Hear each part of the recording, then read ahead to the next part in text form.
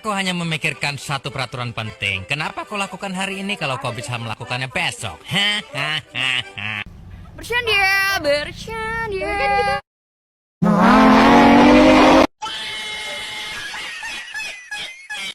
Anda ingin sukses? Anda ingin maju? Anda ingin berhasil? Ya, jangan menyerah. Tekun, giat, semangat. Oh, hai. Sudah kenal maka tak sayang, sudah kenal kok menghilang. Just kidding, forever, underpass, fly off. Oke, dah on nih.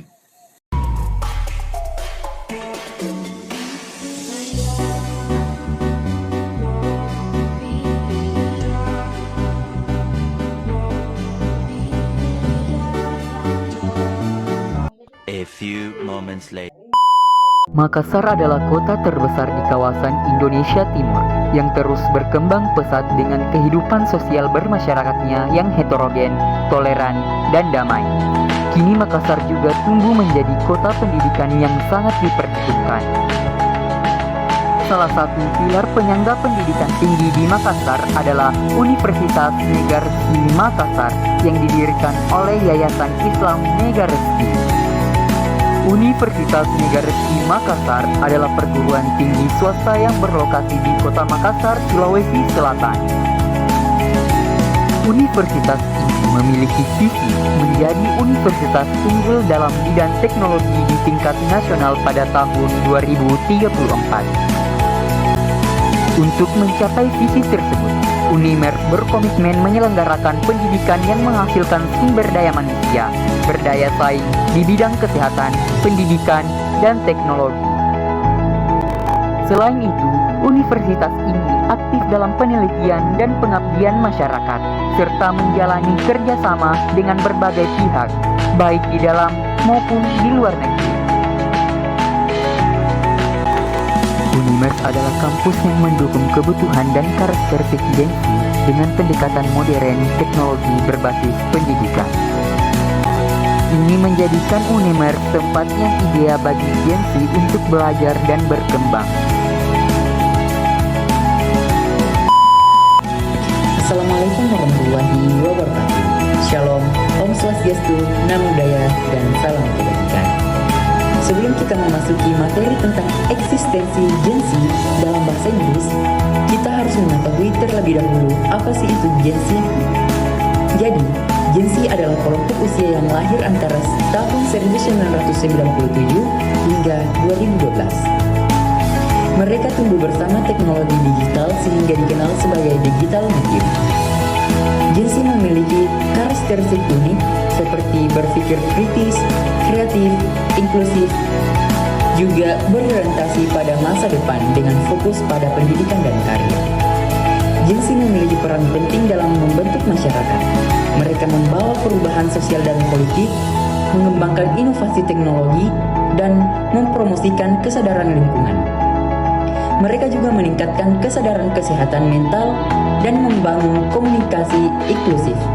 Namun, Gensi juga menghadapi tantangan seperti perubahan global, tekanan ekonomi dan sosial, serta mempertahankan identitas diri.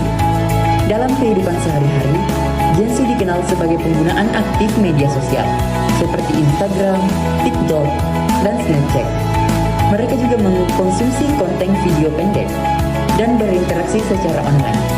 Mereka menghargai keaslian dan transparansi dalam berinteraksi dengan orang lain. Oleh karena itu, Gensi memiliki potensi besar dalam membentuk masa depan yang lebih baik. Jadi, Gensi adalah kelompok usia dari tahun 1997 hingga 2012. Mereka sangat aktif di media sosial. Mereka menghabiskan waktu lebih dari 2 jam sehari di platform seperti TikTok, Instagram, YouTube, dan Snapchat. Ketergantungan ini mempengaruhi perilaku komunikasi dan gaya hidup mereka.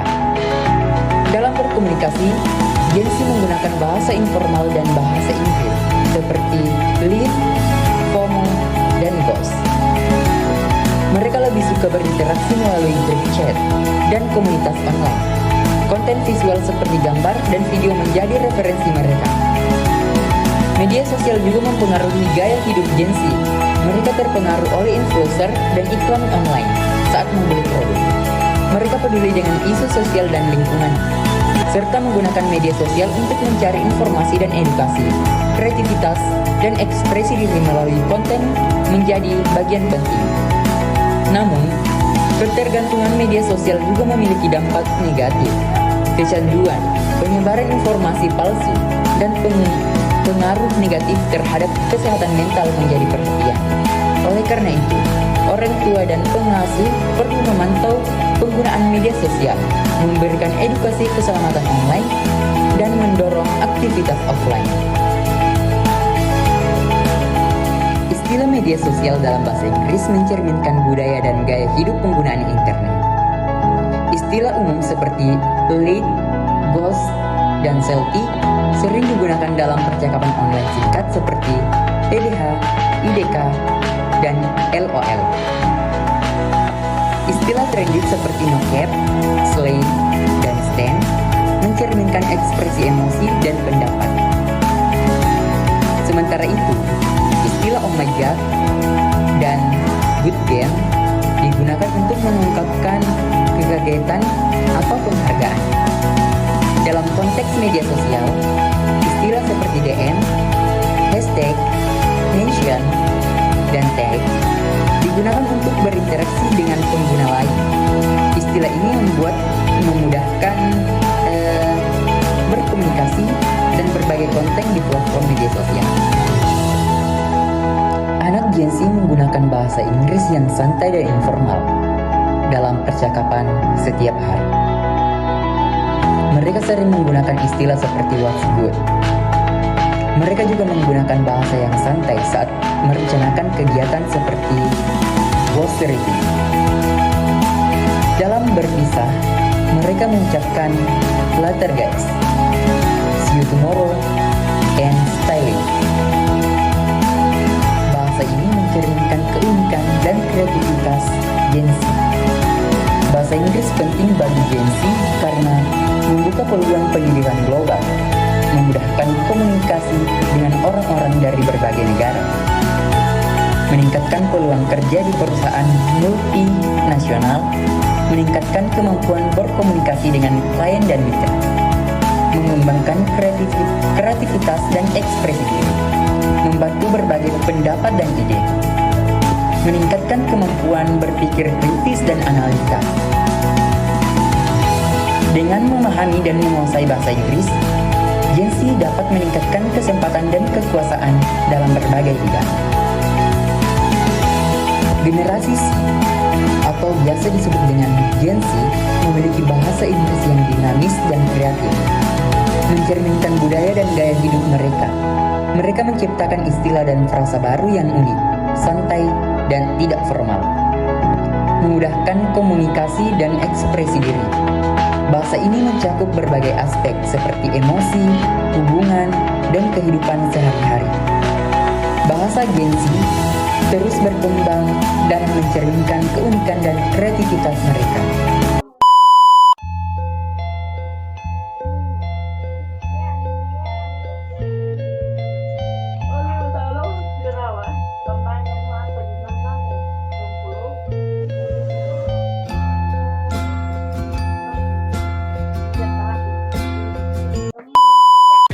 English is not just a language, it's a superpower.